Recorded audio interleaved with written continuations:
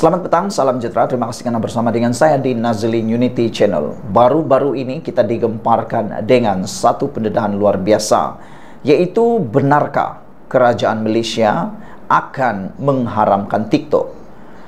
Hal ini karena memang banyak kelihatan perkara-perkara yang tidak sewajarnya berlaku di TikTok, yang lebih memberikan kata netizen dan juga penganalisis politik bebas. Mereka kata terlalu banyak unsur yang tak benar yang mudah disebarkan melalui TikTok, kata mereka lagi. Jadi ini dipetik daripada Harapan Daily dengan tajuk "Kerajaan perlu berani haramkan TikTok". Apa pendapat Anda pula? Adakah Anda setuju TikTok diharamkan? Atau pada pendapat Anda TikTok perlu diteruskan saja? Itu terpulang pada Anda sekalian. Oleh Nuraini Nordin, keresahan pelbagai pihak terhadap pengaruh negatif TikTok bukanlah perkara baharu, malah semakin kerap kedengaran sejak akhir-akhir ini. Tsunami TikTok di negara ini lebih membawa mudarat yang berpanjangan. Ada yang mengambil kesempatan menggunakan TikTok sebagai virus beracun untuk menyebarkan fitnah hingga menghancurkan keharmonian hidup bermasyarakat. Tanpa disedari, virus fitnah melalui TikTok lebih mudah menyusuri salur darah pengguna kerana dihayalkan lagi dengan elemen muzik yang pelbagai. Sampai bila kerajaan mahu mengulang amaran demi amaran untuk mengambil tindakan keras, sedangkan hidangan fitnah berlangsung setiap detik. Apatah lagi, sekurang-kurangnya sudah 29 negara mengharamkan TikTok, dengan yang terbaru dibuat oleh negara Nepal. Alasan yang digunakan ialah risiko kepada keselamatan negara dan pengaruh negatif yang dibawa oleh TikTok kepada rakyat. Dalam konteks negara kita, yaitu Malaysia, apakah kita juga wajar mengharamkan TikTok?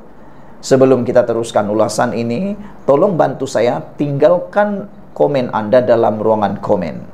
Adakah perlu, wajarkah negara kita mengharamkan TikTok? Tidak dinafikan, sejak wujudnya TikTok, pengaruh media sosial lain atau yang sedia ada mulai mengalami penurunan yang ketara. TikTok dengan kandungan berbentuk video pendek lebih mudah menjadi tarikan serta minat masyarakat dengan mendadak. Meskipun TikTok boleh juga dimanfaatkan untuk kebaikan, mempromosi perniagaan dan sebagainya, tetapi kecenderungan dan minat ramai ternyata lebih terarah kepada yang negatif.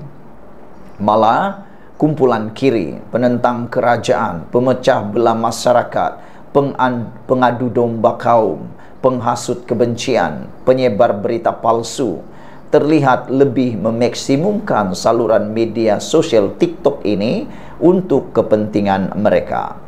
Mereka menggunakan pelbagai kaedah yang untuk menjadikan apa yang disebarkan itu lebih menarik untuk ditonton.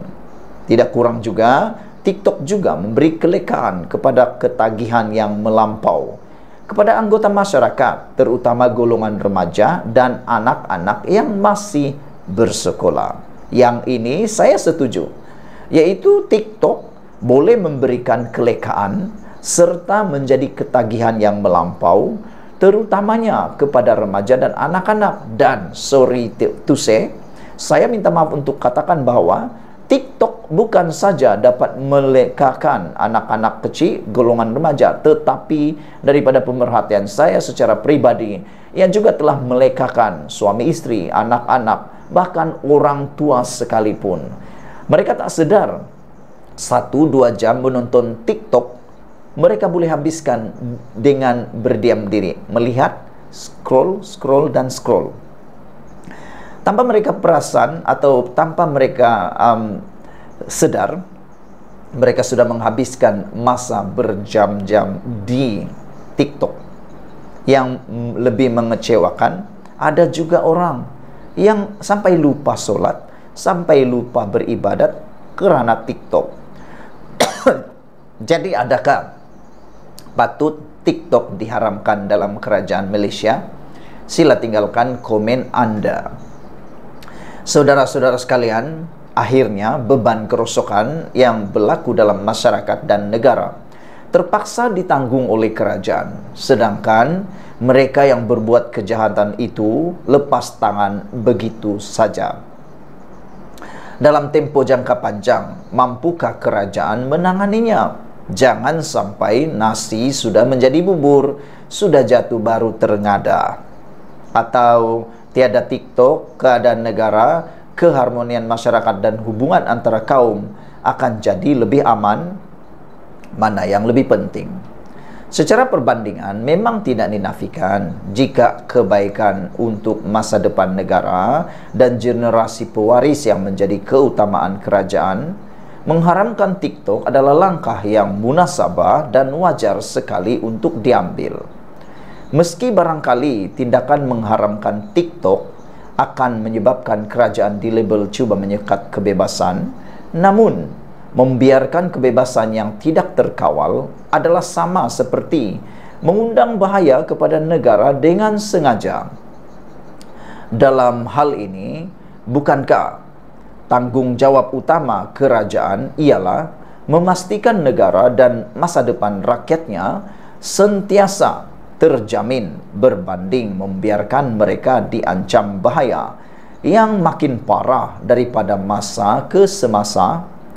Sudah tiba masanya kerajaan perlu mengambil langkah lebih berani, yaitu mengharamkan TikTok di negara ini. Kepada pengguna-pengguna tegar TikTok, eloklah berlapang dada, usahlah beremosi, fikir dengan tenang dan matang. Ayo, marilah mulakan hidup tanpa TikTok. Lagi pula ada satu lagi laporan di sini, menurut Fahmi Fadzil, TikTok turunkan kandungan keganasan Israel, termasuk ucapan Perdana Menteri. Menteri Komunikasi dan Digital Fahmi Fadzil hari ini mendedahkan terdapat bukti bahawa penyedia platform media sosial TikTok secara sistematik telah menurunkan kandungan berkaitan keganasan Israel dari Malaysia. Beliau berkata perkara itu terbukti apabila ramai pengguna platform berkenaan telah mengadu kepada Suruhanjaya Komunikasi dan Multimedia Malaysia bahawa kandungan dan siaran langsung yang dimuat naik mereka telah diturunkan atau disekat. Ini termasuk mengenai ucapan Perdana Menteri Datuk Seri Anwar Ibrahim pada Himpunan Malaysia bersama Palestin 24 Oktober lalu. Saya bagi contoh satu kandungan itu, ucapan Perdana Menteri berserta dengan beberapa gambar dari Gaza berdasarkan maklum balas dari pihak TikTok. Mereka mengatakan ada gambar keganasan. Tetapi bila saya teliti, kata Fahmi, kandungan itu, ia adalah seorang ayah yang mengangkat mayat anaknya yang diselimuti. Tidak ada gambar darah, tidak ada orang kata macam yang menggerunkan. Bagi saya ini tak masuk akal, kata beliau. Jadi kalau begitu, perlukah TikTok betul-betul diharamkan kerana tidak membawa apa-apa manfaat? Sekian dulu untuk kali ini. Jangan lupa tinggalkan komen Anda, tekan butang subscribe. Kita jumpa lagi. Bye-bye.